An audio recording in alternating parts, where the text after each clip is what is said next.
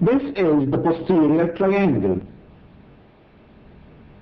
These are the muscles of its floor, which are, from above downwards, the splenius capitis, the levator scapulae, and the scalenus medius. These muscles are covered by the deep fascia derived from the three vertebral fascia. The triangle has also a roof, which is formed by deep fascia, which is part of the investing fascia of the neck, extending from the sternomastoid to the trapezius muscles. The fascia of the roof is removed to expose the contents of the triangle.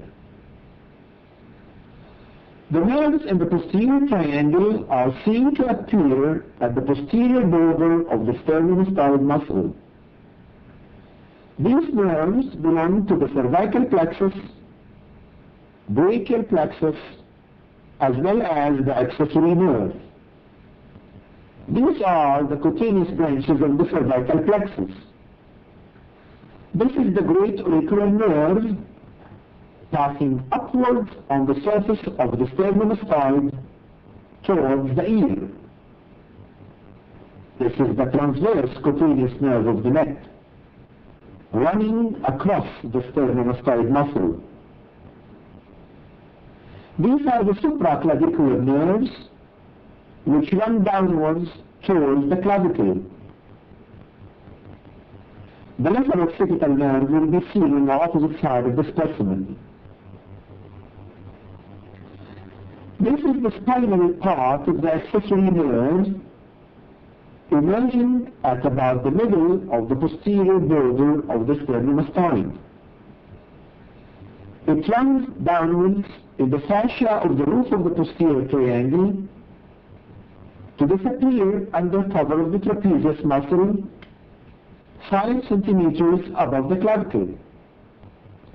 It supplies both the sternomastoid and the trapezius muscles.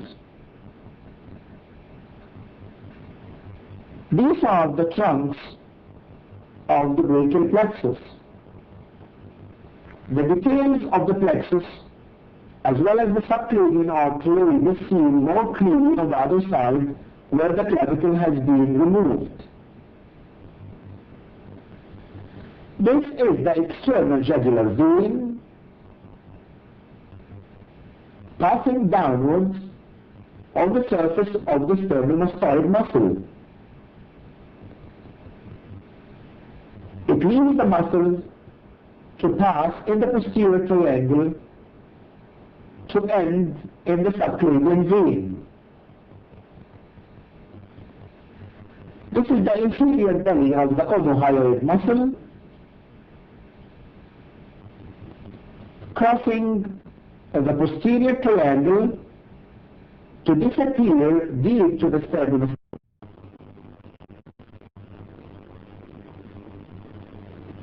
It shows the intermediate tendon that leads to the superior belly. This is the origin of the sternomastoid muscle from the clavicle and manubrium sterni. The sternomastoid is now reflected to show the structures deep to it. This is the internal jugular vein. This is the scalenus anterior muscle with the phrenic nerve running vertically on its surface, the intermediate tendon of the omohyoid muscle, and the transverse cervical artery. Note that the suprascapular artery in this specimen arises from the third part of the subclavian artery, and therefore it is not an anterior relation to the scalenus anterior.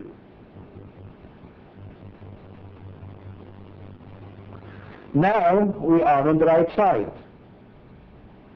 This is the sternomastoid cut and reflected.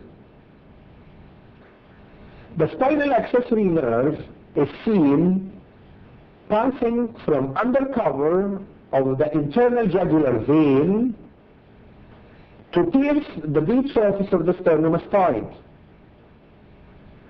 It leaves the muscle and crosses the posterior triangle parallel to the fibers of the levator scapulae muscle.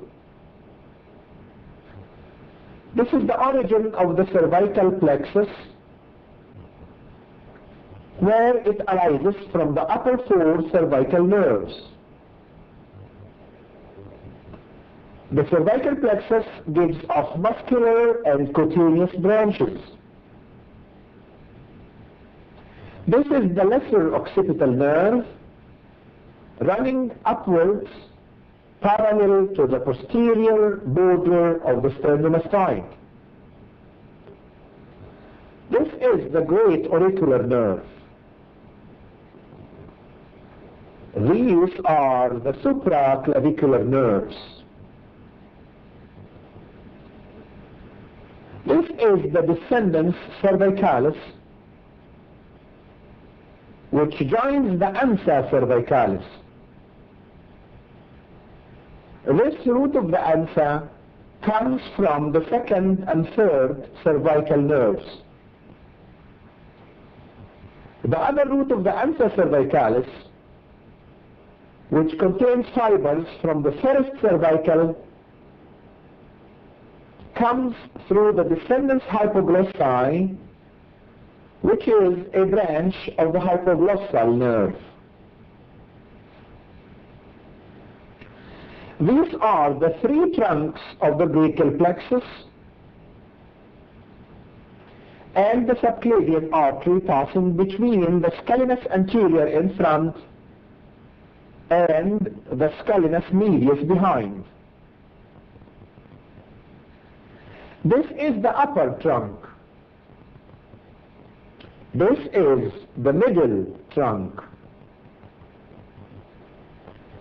This is the lower trunk in company with the subclavian artery as they cross the first rib just behind the insertion of the scalenus anterior muscle. This is the subclavian vein passing just in front of the insertion of the scalenus anterior muscle into the scalene tubercle of the first rib. This is the transverse cervical artery. It arises from the thyrocervical trunk and runs in front of the scalenus anterior to enter the posterior triangle. This is the suprascapular artery. It arises from the third part of the subclavian artery and runs in company with the suprascapular nerve. This is the suprascapular artery and suprascapular nerve on their way to the upper border of the scapula. This is